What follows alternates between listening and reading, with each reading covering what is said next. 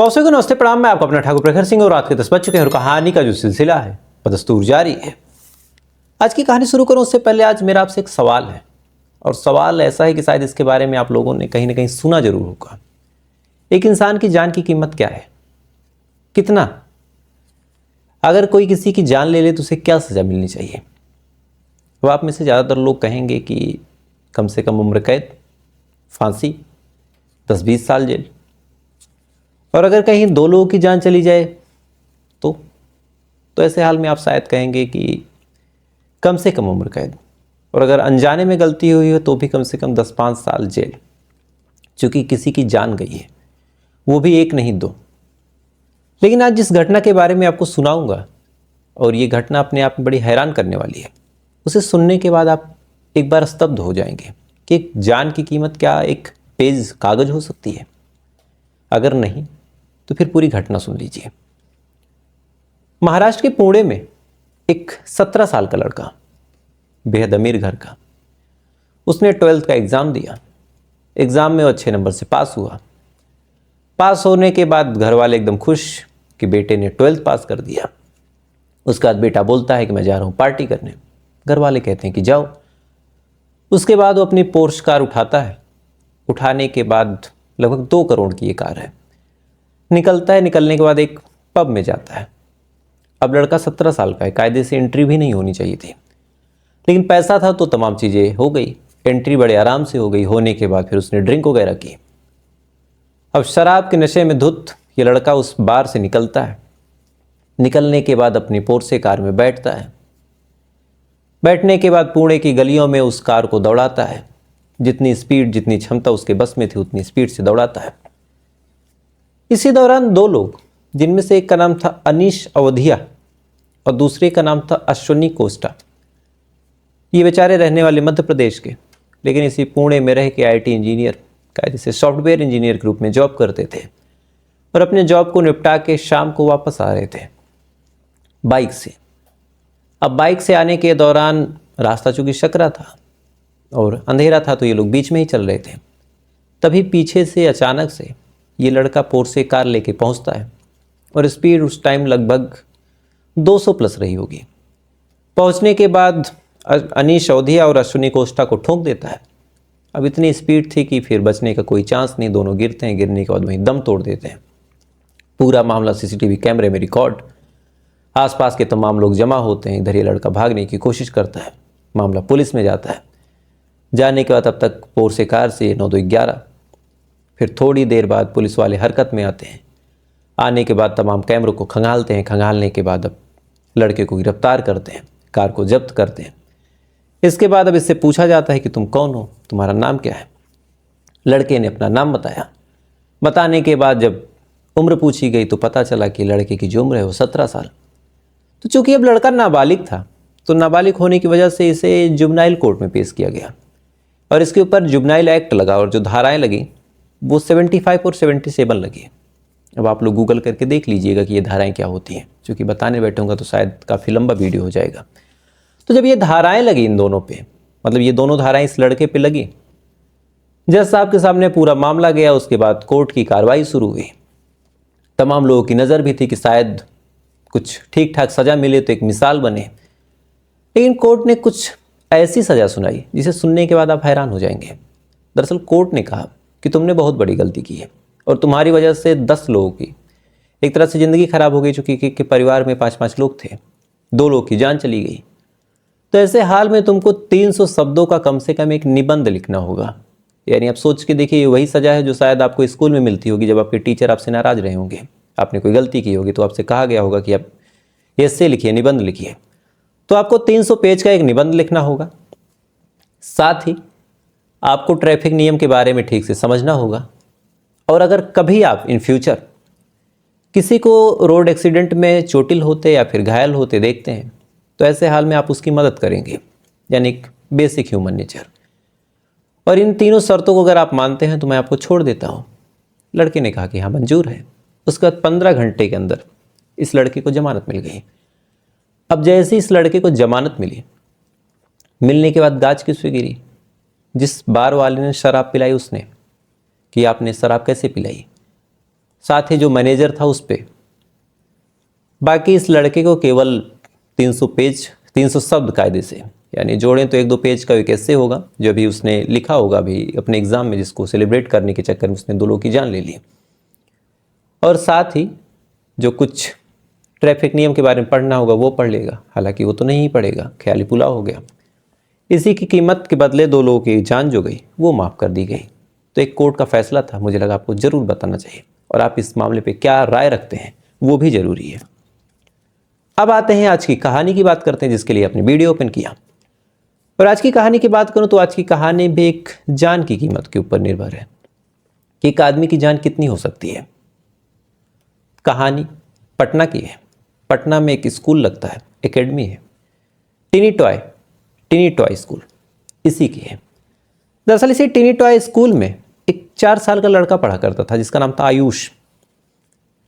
4 साल का लड़का, जाहिर सी बात है कितनी पढ़ाई होगी, कितना खेलना होगा, आप समझ ही सकते हैं। आजकल के माँ बाप की भी गलती है कि 4 साल के 3 साल के बच्चों को स्कूल भेज देते हैं कि 12 साल का होते होते वो कम से कम आईएएस बन जाए, 20 साल का होते होते कम से कम वो सेक्रेटरी बन जाए, और 25 साल होते होते कम से कम फॉरेन मिनिस्टर हो जाए। तो ये हम लोगों की भी गलती है, पेरेंट्स की भी गलती है। तो 4 साल के उस बच्चे का जो शेड्यूल था उस स्कूल में, 7 बजे अपने घर से निकलता, निकलने के बाद 8 बजे या फिर 7:30 बजे तक स्कूल में पहुंच जाता। उसके बाद 12 बजे तक उसकी लगातार क्लासेज होती हैं। अब 4 साल के बच्चे को कौन सी फिजिक्स, कौन सी केमिस्ट्री पढ़ाई जाती है, वो बात की बात है। 12 बजे के बाद 1.5 घंटे का उसका लीव होता, कायदे से कहें कि उसका प्लेइंग सेशन होता। उसमें वो टिफ़िन खा सकता है, उसमें वो खेल सकता है। अलग अलग वहाँ खेलने की चीज़ें रखी थी, लकड़ी का घोड़ा रखा था, बॉल्स थी, कैरम बोर्ड थे, यानी बच्चों के खेलने की तमाम व्यवस्थाएं थी। तो 12 से 1:30 तक ये लड़का खेलता, बाकी तमाम बच्चे भी खेलते। 1:30 बजे के बाद से लगभग 3 बजे तक फिर से क्लास, उसके बाद बस वापस घर पे छोड़ देती है। तो कायदे से 7 से 3 अगर आप जोड़ें तो 7 5 12 और 5 3 8, 8 से 10 घंटे तक लगातार उस लड़के को वहीं रहना पड़ता। ऐसे ही अभी 16 तारीख की बात है, ये बच्चा जिसका नाम था आयुष कुमार अपने घर से निकलता है। माँ उसको छोड़ने आती है बस तक। माँ से कहता है कि माँ मैं अकेले नहीं जाऊँगा, मैं दादी के साथ आज जाऊँगा। माँ कहती हैं कि ठीक है, दादी लेके चली जाए। उसके बाद दादी लेके जाती हैं, जाने के बाद उसे बस पे बैठा देती हैं, बाय बाय करती हैं। बच्चा स्कूल चला जाता है, घर वाले अपने काम में बिजी हो जाते हैं। दोपहर तक जो माँ थी घर का सारा काम निपटा के अपने काम को ख़त्म करके आराम करती है। घड़ी की जो सुइयाँ थी धीरे धीरे आगे बढ़ती हैं। लगभग 3 बज जाता है। अब 3 बजे का मतलब लड़का भूखा हारा घर पे आएगा, उसके लिए नाश्ता बनाना होगा। तो माँ अब नाश्ता बनाने में जुट जाती है। देखते देखते 3:30 बज गए। माँ बेसब्री से इंतजार किया आयुष कुमार आ रहा होगा, तो एक तरह से रास्ता देख रही है। लगभग 10 मिनट और गुजर गए और आयुष नहीं आया। अब आयुष नहीं आया तो माँ परेशान। उसने देखने की कोशिश की कि क्या बस कहीं लेट तो नहीं हो गई। पता चला बस आज आ ही नहीं रही है। पता चला क्यों, तो फिर एक बड़ी हैरान करने वाली खबर आई। दरअसल बस के ड्राइवर ने बताया कि जो आयुष है आज वो बस में चढ़ा ही नहीं। अब माँ जब ये शब्द सुनती है फ़ौरन बच्चे के फादर को फ़ोन करती है। फादर भी बेचारे भागे भागे आते हैं। आने के बाद फिर ये हुआ कि चलो टीचर से पूछें। ये लोग वहाँ पे गए। जाने के बाद जब पूछताछ की तब पता चला कि कुछ देर तक तो वो बच्चा था, लेकिन अचानक से कहीं गायब हो गया। अब एक स्कूल जिसकी जिम्मेदारी ही है कि बच्चों को प्रोटेक्ट करना, बच्चों को अच्छी शिक्षा देना, अच्छी परवरिश देना, वहाँ से अचानक एक 4 साल का बच्चा गायब हो गया और किसी को खबर तक नहीं। माँ अलग परेशान, बाप अलग नाराज। उन्होंने अब ढूंढना शुरू किया। ढूंढने के सिलसिले में तमाम आसपास के लोगों से पूछताछ करी। जो गेट कीपर था उससे पूछताछ की। अब गेट कीपर से लेके जब आसपास के तमाम लोगों से पूछताछ की तो तमाम लोगों ने कहा कि बच्चे को हमने देखा ही नहीं। अब माँ बाप बेचारे परेशान। इसी बीच उनको ध्यान आया कि इस स्कूल में कैमरा लगा हुआ है, हर क्लास में, हर जगह पे, ताकि कोई बात हो तो चेक किया जा सके। तो पेरेंट्स ने कहना शुरू किया कि आपके स्कूल में तो कैमरा है, आप हमें कैमरा दिखा दीजिए। अब ये शब्द जब वहाँ के प्रिंसिपल, जिनका नाम था बीना झा, और उनके लड़के धनराज झा, ये लोग जब सुनते हैं तो आनाकानी करने लगते हैं। उन्होंने कहा कि कैमरे में क्या देखना है, हम लोग तो कब से मॉनिटर कर ही रहे हैं, कैमरे में कुछ ऐसा ही नहीं। लेकिन इधर अब माँ बाप जब जिद करने लगे तो उन्हें लगा चलो दिखाई देते हैं। उसके बाद उन्होंने कैमरे में दिखाया। कैमरे में जो कुछ उन्होंने देखा, जो फोटोज थी, उसके हिसाब से कुछ देर तक तो बच्चा मौजूद था। उसके बाद फिर अचानक से गायब हो गया और बड़ा ही रहस्यमय तरीके से गायब हुआ। उसके बाद किसी भी कैमरे में नहीं आया। अब ये चीज़ जब माँ बाप देखते हैं, देखने के बाद उन्हें कुछ समझ नहीं आ रहा कि ये कैसे कैमरे में कुछ देर है फिर गायब हो जा रहा, फिर अचानक से क्या हो रहा। तो उन्हें लगा कि एक काम करते हैं, पुलिस को इत्तला करते हैं। उसके बाद ये दोनों पुलिस को इत्तला कर देते हैं। इसी दौरान आसपास के इलाकों में खबर फैल गई कि उस स्कूल से एक बच्चा गायब। अब मामला बच्चे का, वो भी स्कूल से गायब। तमाम लोग आके जुट जाते हैं। जुटने के बाद नारेबाजी होने लगती है कि बच्चे को खोजा जाए, बच्चा कहाँ गया। तमाम तरह की बातें होने लगी। इधर ये तमाम चीज़ चल ही रही थी कि पुलिस ने भी अब जब देखा कि मामला गर्म हो रहा है तो उन्हें लगा कि भैया जल्दी कुछ करें, नहीं तो फिर एक तो चुनाव का माहौल, ऊपर से लोग सड़कों पे उतर रहे हैं। उन्होंने भी ढूंढना शुरू किया। उन्होंने जब ढूंढना शुरू किया तो फिर आसपास के लोगों से पूछताछ की कि क्या बच्चा दिखा था या नहीं दिखा था। उसके बाद फिर आसपास के लोगों ने मना किया, कहा कि नहीं दिखा था। स्कूल के जितने मैनेजमेंट वाले लोग थे उनसे पूछताछ की, उन्होंने भी वही बयान दिया कि बच्चा अचानक से गायब हो गया।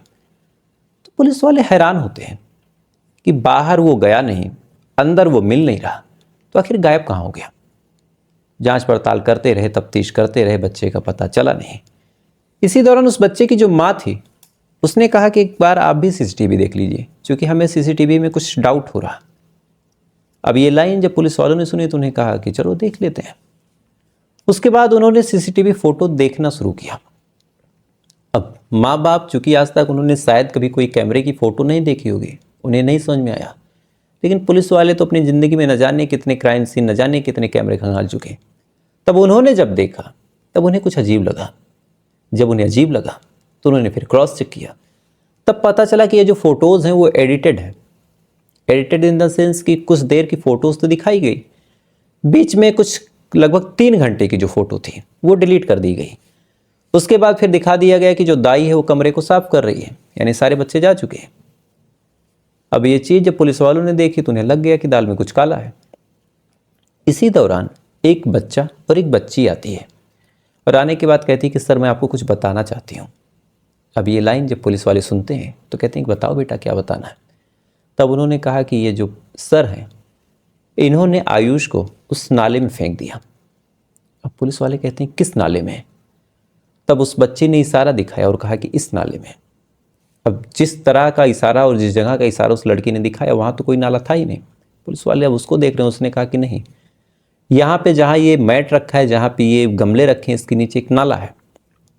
अब पुलिस वालों ने जब गमले को हटाया, और रात के लगभग 3 बजे की बात है, जब गमले को हटाया उसके बाद मैट को हटाया तो देखा कि अंदर एक सीवेज टैंक था। फौरन उसके ढक्कन को उठाया गया और जैसे ही ढक्कन को उठाया गया पुलिस वाले बदहवाश सन्न रह जाते हैं, चूँकि अंदर आयुष तैर रहा था मरी हालत में, पूरा शरीर एकदम खराब, चूँकि लगभग 24 घंटे से ज़्यादा वो पानी में रहा, गर्मी का मौसम, वो भी बंद। माँ बाप जैसी ये चीज़ देखते हैं बेचारे दहाड़े मार के रोने लगते हैं। उनके कलेजे के टुकड़े की ऐसी हालत। पुलिस वाले बॉडी को निकालते हैं, पोस्टमार्टम के लिए भेजते हैं। सुबह होने लगती है। आसपास के तमाम लोगों को जैसे ये बात पता चली, तमाम लोग नाराज़ होते हैं। होने के बाद स्कूल प्रशासन तक पहुंचते हैं। पुलिस वाले बड़ी मशक्क़त से धनराज को और बीना झा को बाहर निकालते हैं। आसपास के लोग इतने नाराज़ होते हैं कि उन्होंने पूरे स्कूल को आग लगा दी। लगाने के बाद एक सड़क थी उसको जाम किया, प्रदर्शन शुरू हुआ, नारेबाजी शुरू हुई। इधर ये तमाम चीज़ हो ही रही थी, लेकिन मेन सवाल ये था कि आखिर बच्चे को मारा क्यों, या फिर बच्चे को इन लोगों ने फेंका क्यों। अगर नहीं फेंका तो सच्चाई क्या है। तो इसके बारे में जब दोनों से पूछताछ की गई तब दोनों ने एक कहानी बताई। हालांकि ये कहानी कितनी सच है कितनी झूठ, ये भी काल के गर्भ में है। दरअसल लगभग 12 बजे की बात है, जब इन लोगों का क्लास ओवर हुआ, उसके बाद प्लेइंग ग्रुप में जाना था खेलने के लिए। तो उसी दौरान एक स्लाइड बनी हुई थी। उस स्लाइड पे बच्चे फिसल रहे थे और फिसलने के दौरान आयुष भी जब उस पर खेल रहा था तो वहाँ से गिर जाता है। 4 साल का बच्चा लगभग 2 फुट हाइट से गिरा, सर पे उसी स्लाइडर का कोना पड़ गया। पड़ने के बाद उसके सर से खून निकलने लगा। अब जैसे ही खून निकलने लगा, अचानक से आयुष जब गिरा और खून निकला, उसने हिलना डुलना बंद कर दिया। अब ये चीज़ जैसे ही ये लोग देखते हैं, देखने के बाद डर जाते हैं, क्योंकि कुछ टाइम पहले इन्होंने देखा कि आयुष की जब फीस नहीं जमा थी तो उन्होंने आयुष के माँ बाप को धमकाया था और कहा था कि अंजाम बुरा होगा, इसलिए 8400 रुपये बाकी आप उसको जमा करा दो। तब इन लोगों को ये डर लगने लगा कि कहीं माँ बाप ये ना क्लेम कर दें कि हमने ही बच्चे को कुछ हार्म किया है। फिर डरने के बाद इन्होंने क्या किया, सबको वहाँ से जल्दी जल्दी हटाया। हटाने के बाद उस बच्चे को लेके एक अलग कमरे में जाते हैं, उसको उठाने की कोशिश करते हैं, देखते हैं वो नहीं हिल रहा। तो फिर ये लोग मान लेते हैं कि बच्चे की मौत हो गई। फिर क्या करें, तो फिर एक गीला कपड़ा लेके आते और खून के जितने दाग हैं उसको साफ करते हैं। साफ करने के बाद अब लाश का क्या करें, तो फिर देखते हैं कि क्लास के अंदर ही एक नाली बह रही थी और उस नाली के ऊपर एक छोटा सा ढक्कन, बाकी पूरा फर्श बना हुआ। तो उस ढक्कन को खोलते हैं और उस लाश को उस नाली में डाल देते हैं। डालने के बाद ढक्कन को अच्छे से लगा देते हैं। लगाने के बाद अब चूँकि दिख रहा था तो उसके ऊपर मैट बिछा देते हैं और उसके ऊपर गमले वगैरह रख देते हैं और वहीं पे कुछ खेलने की चीज़ें रख देते हैं, जैसे जो घोड़ा वगैरह होता है। इतना करने के बाद जो खून के दाग थे उनको साफ कर देते हैं, लेकिन अब ये तमाम चीज़ें कैमरे में कैद हो रही थी। तब इन्हें लगा कि यहाँ से तो फंस जाएंगे। तो फिर इन्होंने क्या किया कि उस तमाम फ़ोटोज़ को इन्होंने डिलीट कर दिया।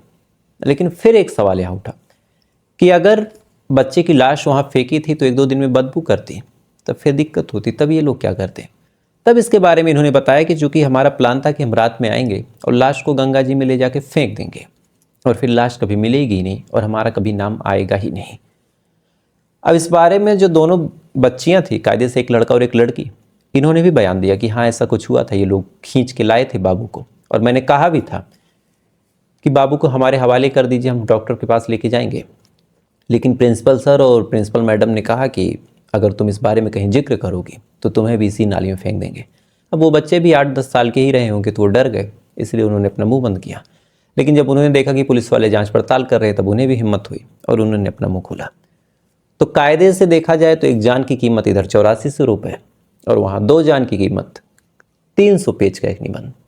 तो इंसान की जान की कीमत क्या रह गई है, आप खुद ही सोच लीजिए। अब इसके आगे क्या ही सुनाऊं और इस कहानी को यहीं ख़त्म करता हूँ। तो आपसे कल फिर मुलाकात होगी, लेकिन इन दोनों कहानियों के बारे में आपकी क्या राय है कमेंट जरूर कीजिएगा। क्योंकि हम लोग जब अपने विचार रखते हैं तब यहीं से हिम्मत बढ़ती है विचार रखने की और यहीं से हम कोई अच्छा डिसीजन ले सकते हैं। तो कमेंट जरूर कीजिएगा और साथ ही ऐसी कहानियों के लिए आप मुझे सब्सक्राइब भी कर सकते हैं। तो आपसे कल फिर मुलाकात होगी किसी दूसरी कहानी के साथ। तब तक अच्छे रहिएगा, खुश रहिएगा, अपना ख्याल रखिएगा, अपने देश का ख्याल रखिएगा। जय हिंद, वंदे मातरम।